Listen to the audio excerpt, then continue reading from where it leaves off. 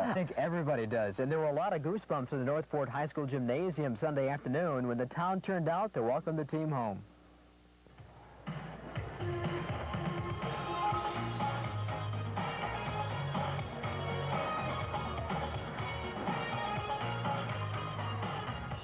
They had themselves one huge party.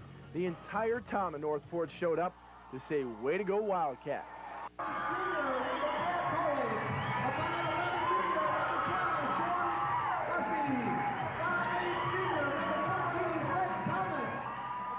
Every hand was clapping, every pair of legs dancing, and every mouth wore a great big smile, full of happiness and gleaming with pride. I just had a reminder from the boys to say thank you.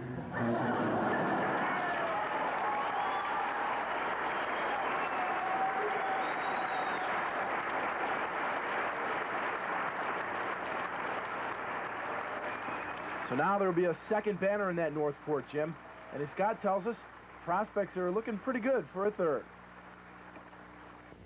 So how do you top winning a state championship? Well, I can, there's not much you can do except, you know, work hard and improve personally and improve as a team, and hopefully we can make a run at it again next year. Northport will have to make that run without some key players next year. Chad Craker, Jason Stowe, Nathan Kalchik, and Fred Thomas will all graduate this spring. For those four, the start of basketball practice next November will be one of the saddest times in their lives. Yeah, it's gonna be. It was rough right after the game this past week, not doing anything after school. It was really weird to sit home and not do anything and think my season's over. I'm done, you know, career and everything. It's gonna be really hard. The absence of playing basketball will be buffered by the memories and the realization that this team achieved something that they had worked for virtually all of their lives. Yeah, we talked about it when we were in 8th grade, the seniors now are in 8th grade. We knew that, you know, our team was going to be pretty good later on, and it was kind of a dream that we had to get to the state finals and win it in basketball. The team was built around the four seniors, and the loss of each will hurt next year. The team may feel the loss most from a playmaking standpoint.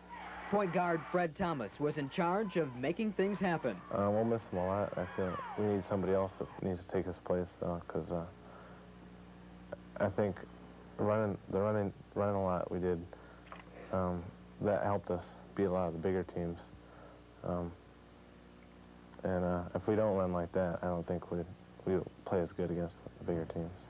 While Fred won't be there in uniform, he will be along the sidelines, ready to give advice and add his state-renowned enthusiasm. I'm going to travel with the team, soccer and basketball. I'm going to save up money for college, and then I'm going to go to college after that as soon as Sandra and Sean, Danny, and Jason are all out of school, because I want to travel with them next year. With Fred on the sidelines, there won't be any lack of spirit next season. And with Sandra Scott, Jason Stowe, Jason Korson, Brad Krolik, Steve Pop, and Sean Busby returning, there won't be any lack of talent. Northport will be a definite team to be reckoned with when you combine those factors with the experience gained this season. Since success we had this year should stimulate the younger kids to do better in basketball. While Gordy Wick will enjoy the time to spend with his wife Sheila and their two children, he admits that he can hardly wait for tip-off next season. Of course, you have to be, have a good bunch of kids to work with, and I wouldn't do this if the kids weren't fun to work with. It takes a lot of time, and it's almost a joy to do it, so of course I'm looking forward to it. If you need any more evidence of the support the community has given to this team, you don't have to look any further than the street sign outside of town. They put up that championship banner about a half an hour after the game ended. Yeah, they got such a good team coming back next year. There's a real good chance we'll add another one to it. I think there's some room there. There's plenty of room. It truly has been a pleasure for us to cover all the high school basketball games we've had a chance to cover this year. And when we come back, we're going to take one last look at all those involved in making this a championship season for Northport.